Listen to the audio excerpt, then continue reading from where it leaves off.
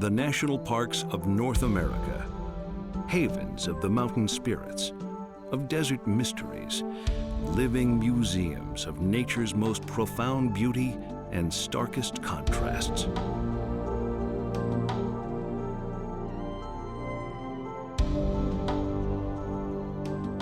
The national park is an American invention, an expression of the American soul. The parks are our treasures, our history, our pride, and our solace. In the immensity of their diversity, they provide us with the fullest sense of who we are.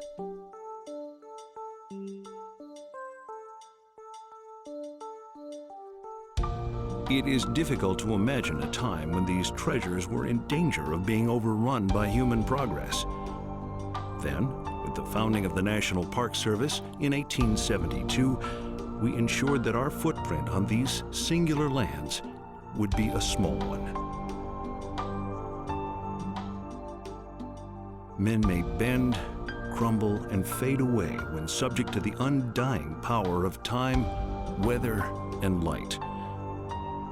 But we may taste eternity, if for only a moment, as we explore our timeless national parks.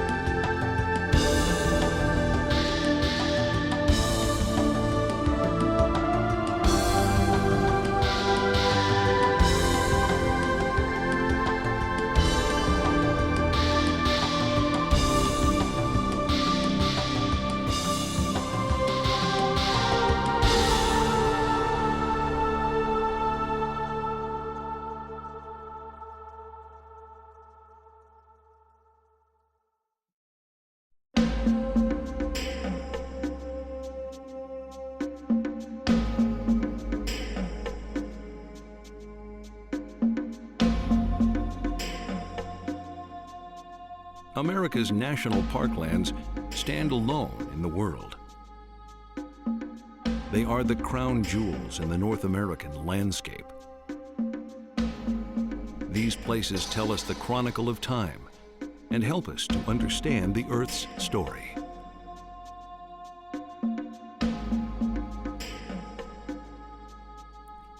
By setting aside pieces of America's original wild land, we have protected our birthright for ourselves and given an enormous gift to the world. Our national parks represent us to the world with honor.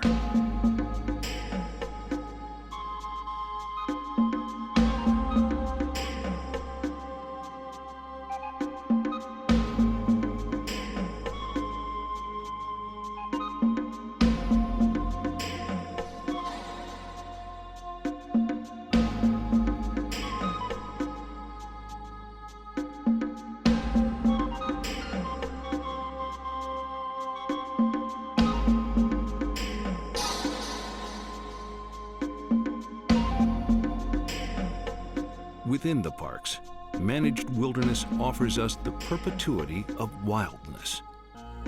It offers us hope and memory. It offers us the Earth as it was, and so long as its protection remains intact, as it will be.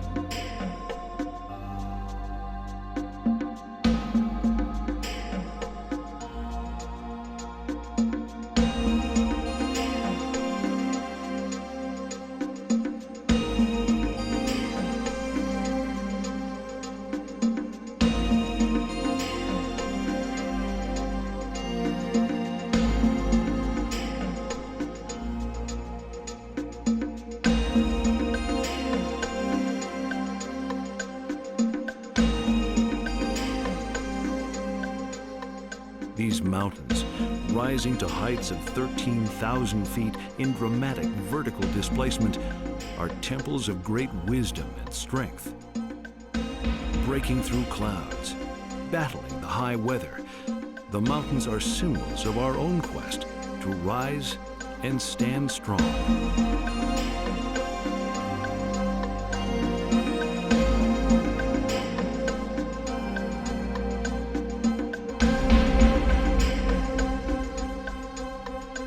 At Teton, sky and earth are united in more than 100 alpine lakes, bearing the reflection of bold granite peaks, clouds, and trees, declaring the unity of all nature's elements. In knowing this glorious land, and in preserving it, we also preserve the spirit within all of us.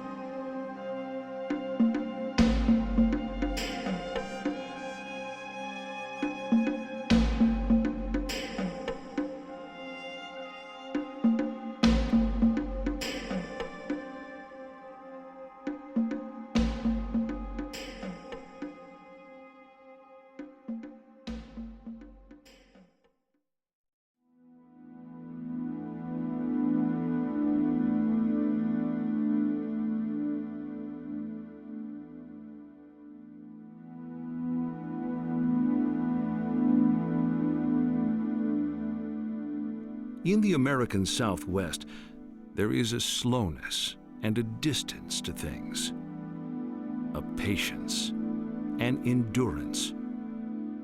There is time for snow. There is time for the etching of great canyons.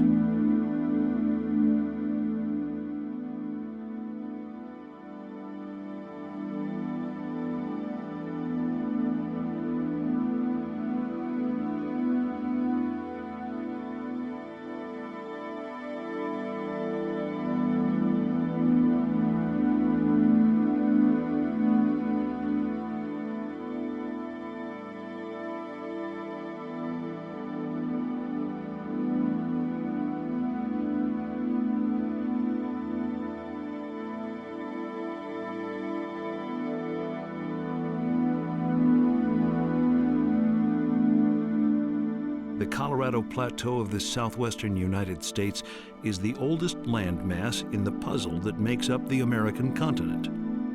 This truly unique landscape is home to 15 of our most spectacular national parks. There is barely a hint of this land's storied past, where millions of years ago it was an ocean floor. These vast petrified layers of sediment are testimony to the eons of pressure and shifting that were exerted by a turbulent ocean above.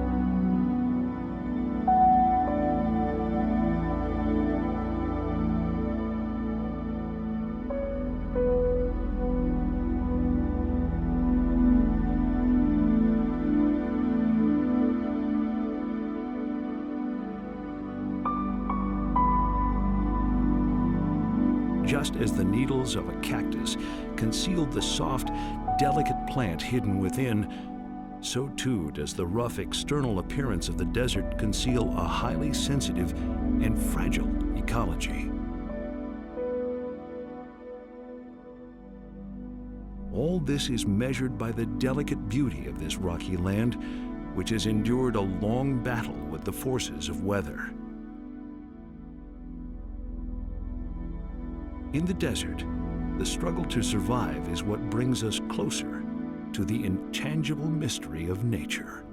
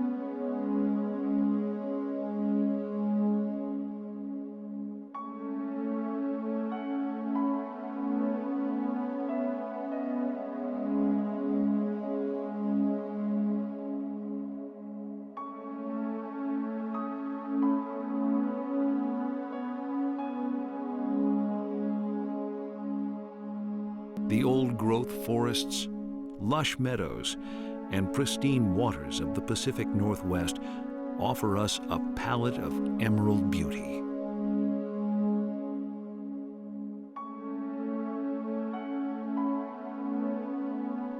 A sleeping volcano encased in snow and glacial ice, Mount Rainier is the famous landmark of the Cascade Range and dominates the skyline.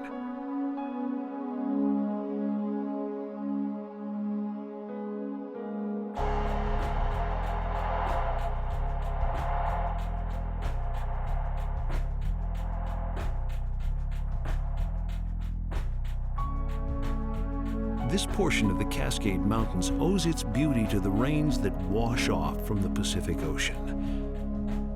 But rather than dilute color, these waters bring it to life.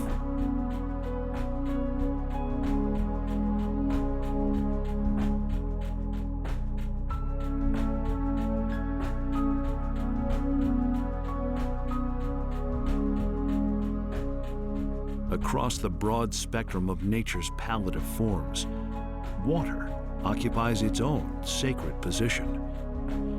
It is the source of life and the shaper of landscapes. In contemplating water, we are reminded of the essential lesson of nature, that everything is connected. This lesson of beauty and harmony was not lost on our early conservationists. Freeman Tilden, the poet and advocate for our national park system, once wrote, "The early philosophers looked at the world about them and decided that there were 4 elements: fire, air, water, and earth. But as they grew a little wiser, they perceived that there must be something else. These tangible elements did not comprise a principle. They merely revealed that somewhere else, if they could not find it, there was a soul of things, a 5th essence, pure, eternal, and inclusive."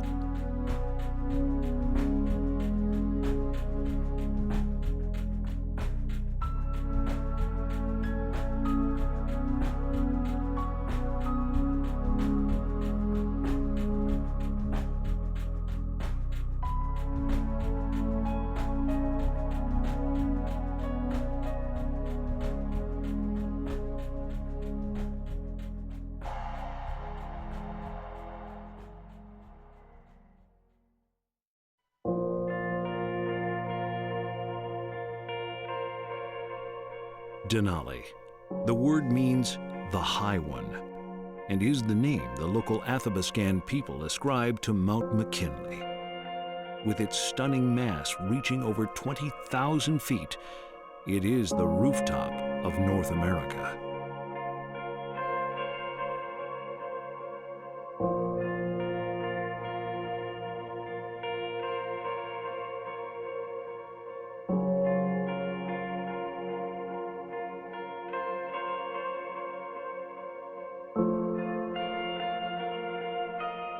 Denali stands at the apex of the 600-mile-long Alaskan Range.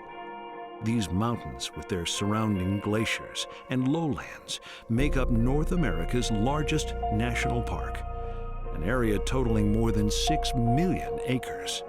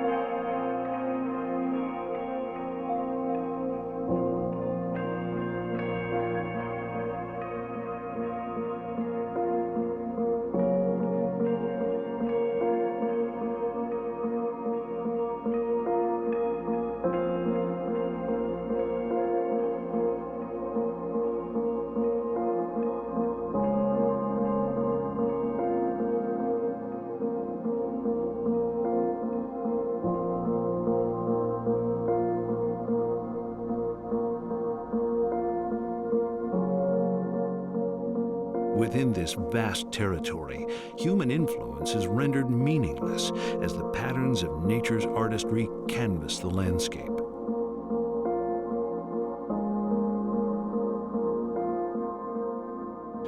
From the low riverbeds that reveal swirls of earthen clay,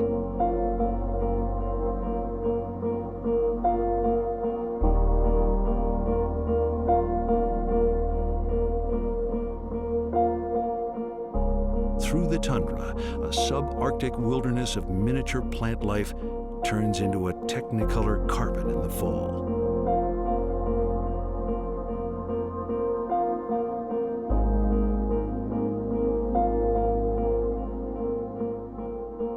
And into deep, centuries-old forests, Denali echoes the rugged independence of a perpetual frontier.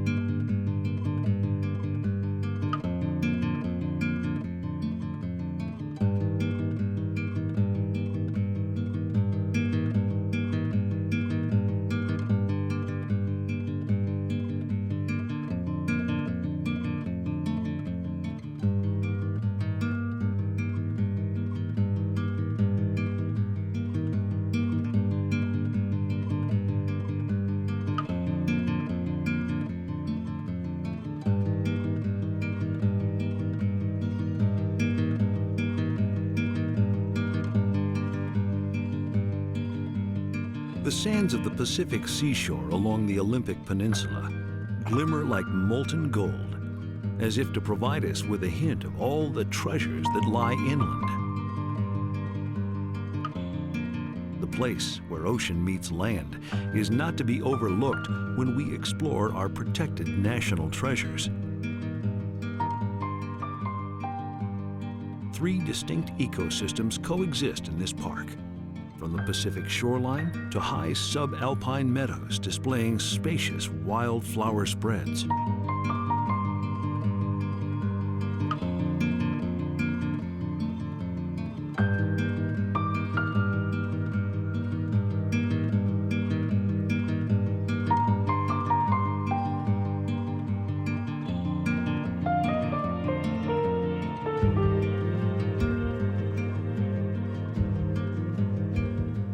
A place that receives more than 12 feet of rain per year offers us, in exchange, a rare temperate rainforest with tall trees, a sweeping canopy, and a fine retreat.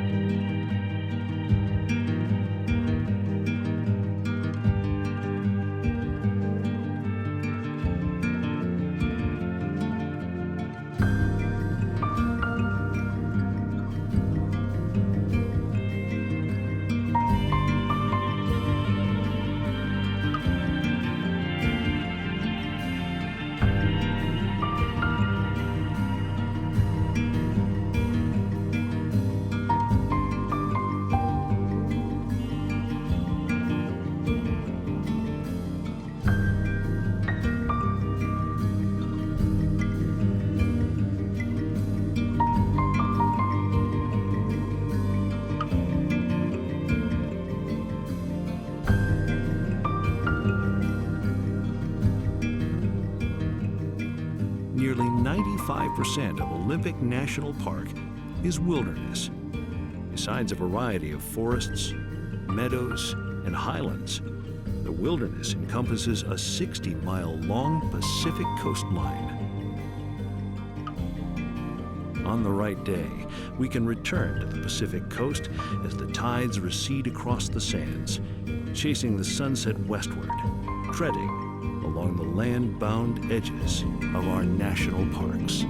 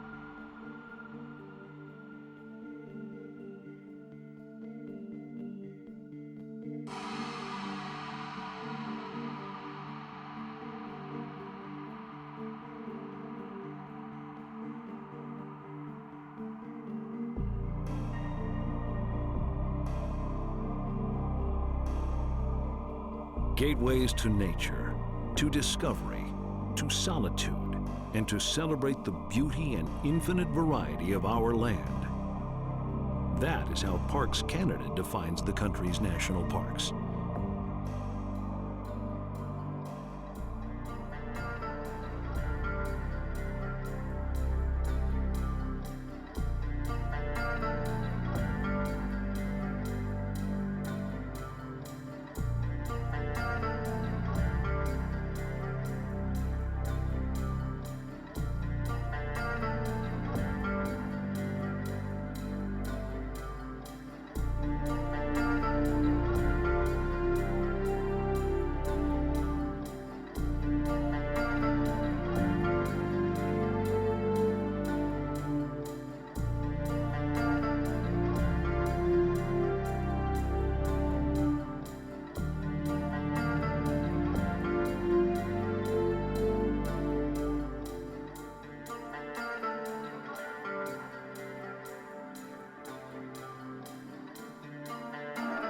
What is it that impels us to respect the freedom and majesty of the national parks? Is it something peculiar only to Americans? That cannot be. For soon after Yellowstone was created, the Canadian government created their first national park, Banff, nestled in the heart of the magnificent Canadian Rockies.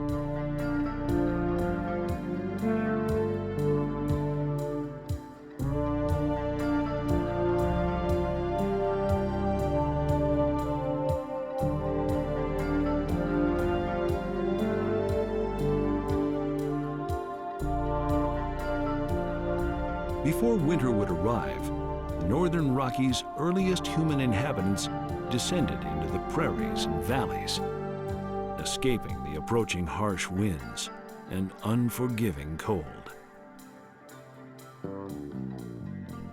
Days passed. The seasons turned. The waters went from warm to cold, as did the world they reflected on their surface.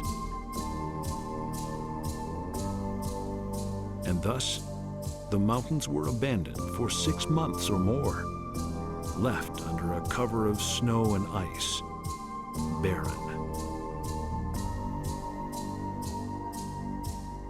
What is it that the mountains know in their solitude? It is perhaps something we can never understand. Much as the earliest tribes who came here, we too know that these northern Rockies promise only a first taste of things to come. They are a gateway, an introduction to our diverse continent, a warning and a welcome from the spirit of the mountains.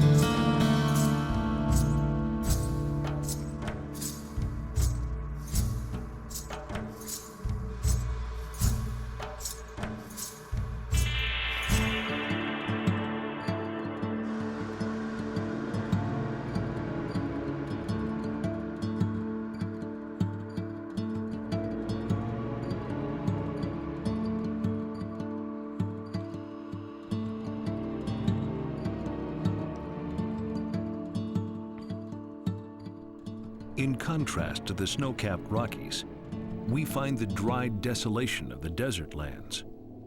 The lowlands of the Death Valley Desert are rugged, forbidding, and almost unimaginably hot and dry. Lying in the rain shadow of the massive Sierra Nevada mountains, it receives less than 2 inches of rain a year, with temperatures reaching 120 degrees in the summer.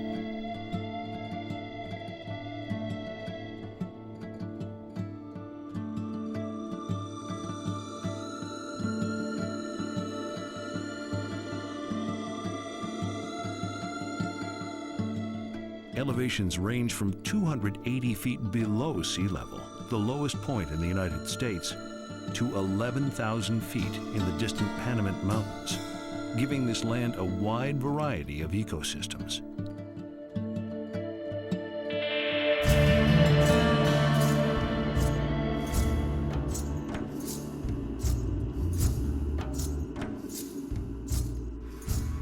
In 1903, writer Mary Austin called Death Valley the loneliest land that ever came out of God's hands. The artful balance of life and struggle to survive is readily evident here in the desert. The will to survive in this harshest of environments teaches us much about the intangible mysteries of nature.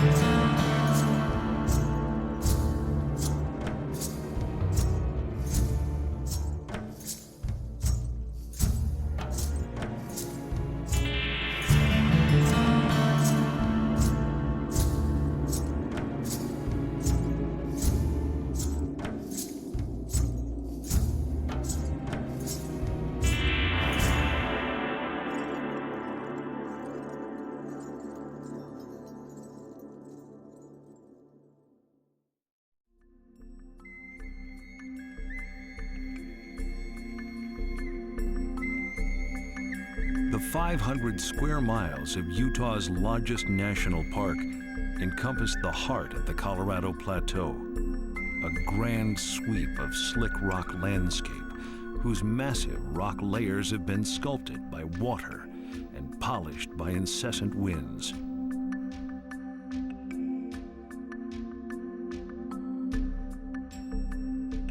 The Great Unknown. This is what explorer and geologist John Wesley Powell called this land. In 1869, he led an expedition into this unmapped 130,000 square mile region shared by what is now Colorado, Utah, New Mexico, and Arizona.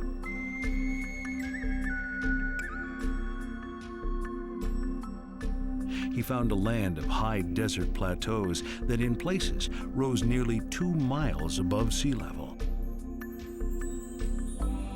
Streams and rivers scored the land, slashing awesome canyons and scooping out amphitheaters filled with fantastic rock formations.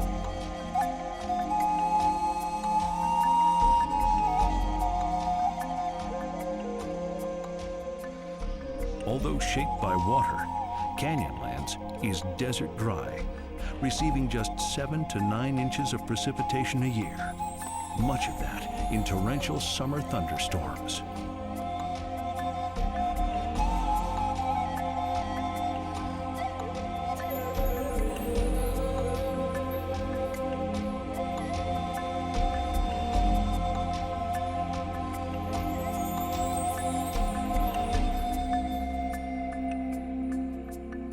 The Colorado Plateau is a land of standing rocks and painted deserts, enclosing one of the greatest concentrations of parkland in the world, 9 national parks and dozens of national monuments and wilderness areas.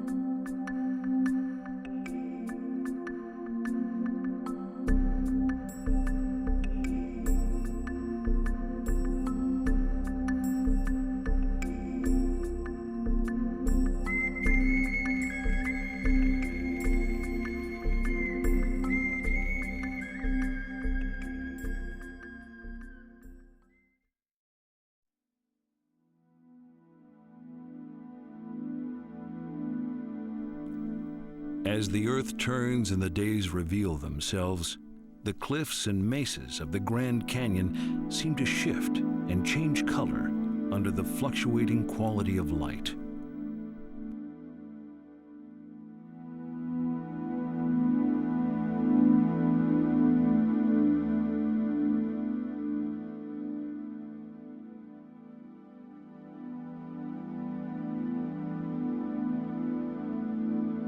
Few spectacles in nature challenge the human imagination more than the Grand Canyon. Over 200 miles long and an average of 10 miles wide, it is the undisputable titan of the Colorado Plateau. The Colorado River is responsible for carving this canyon. Even when you cannot see the river, you are constantly reminded of the powerful force of water and time to shape, sculpt, form and reform rock and earth, and acknowledge its awesome power to create.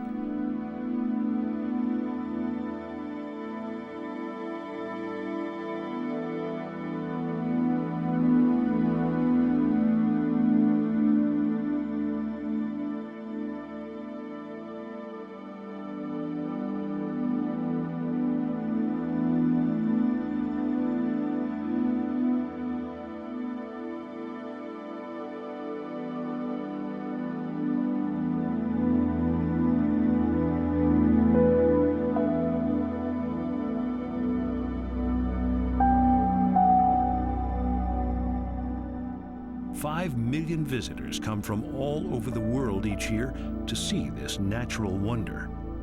Yet for so many who see it, its unfathomable enormity, its layers of time, its mystery, color, and silence, it still remains beyond comprehension.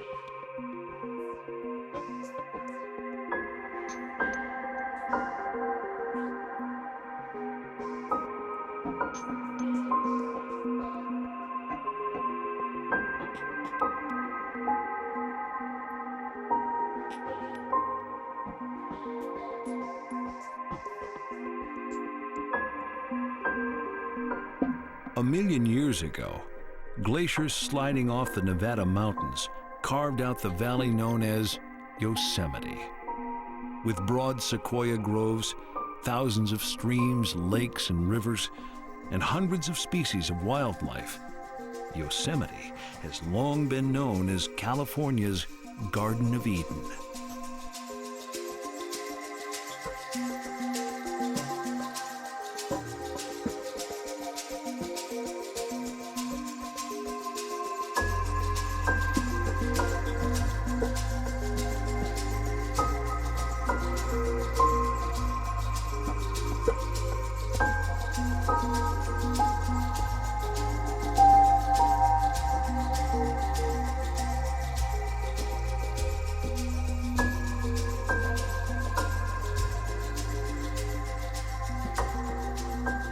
Yosemite occupied a special place in the heart of John Muir, who many consider to be the father of the national parks.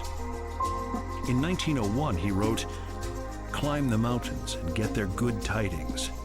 Nature's peace will flow into you as sunshine flows into trees. The winds will blow their own freshness into you, and the storms their energy, while cares drop like autumn leaves.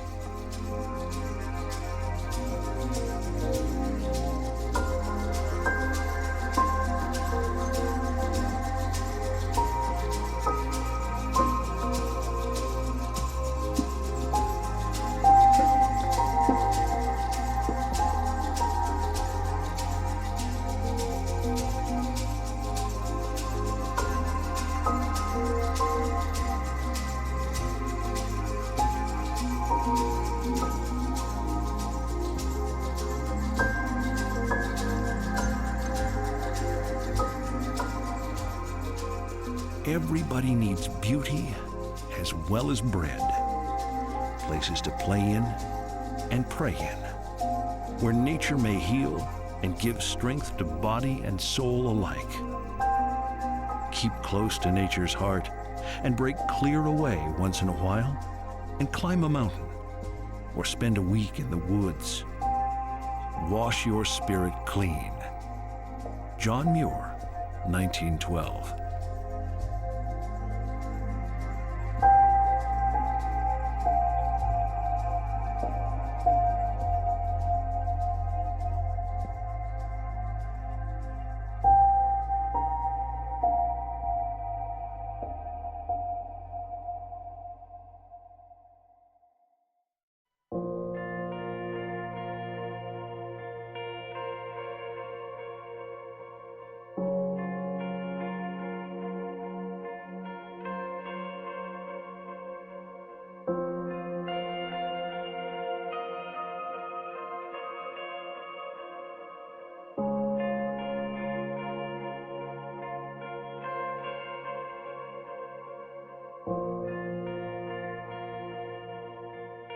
Who would have thought that a 10-square-mile preserve, set aside to protect a small hot springs complex, would mark the beginning of Canada's national park system? But that's what happened in 1885 with the establishment of the first national park at Banff in a picturesque corner of the Rocky Mountains.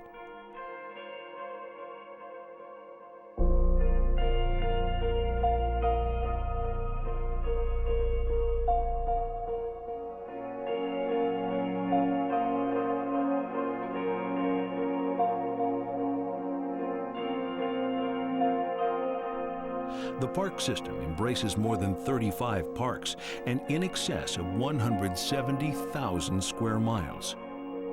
Canada's vast national park system reflects the close relationship to the natural world and supports the commitment Canadians have made, both nationally and internationally, to support the global environment.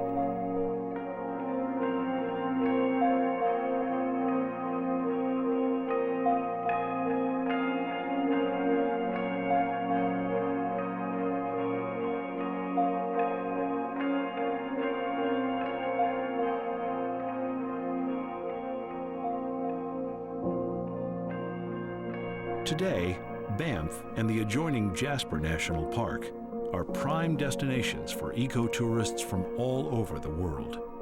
Yet if one strays from the beaten path just a little, it is possible to believe that man has never been here.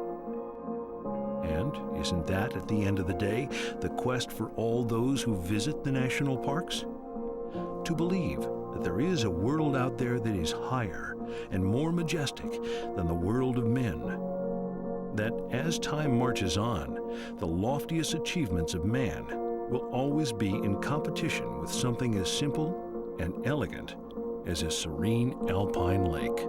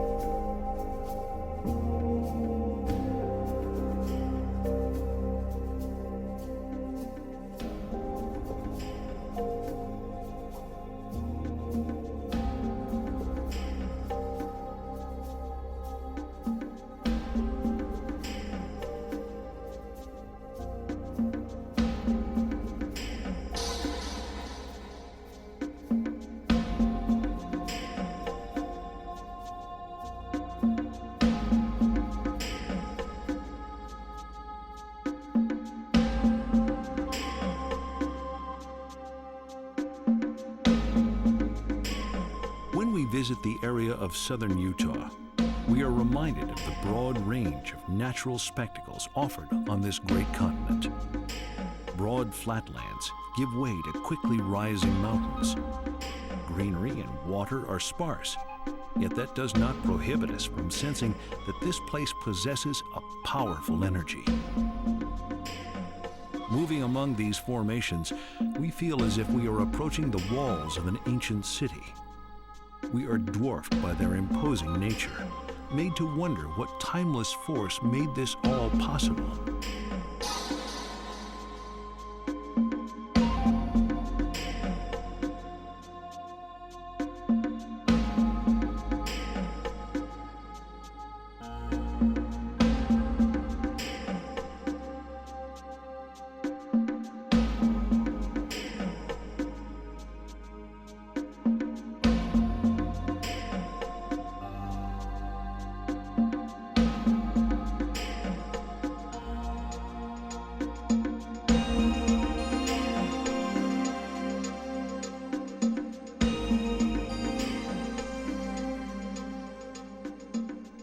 When writer Edward Abbey saw this land, he wrote, "In this glare of brilliant emptiness, in this arid intensity of pure heat, all things recede, annihilating all thought and all that men have made, to spasms of whirling dust far out in the golden desert."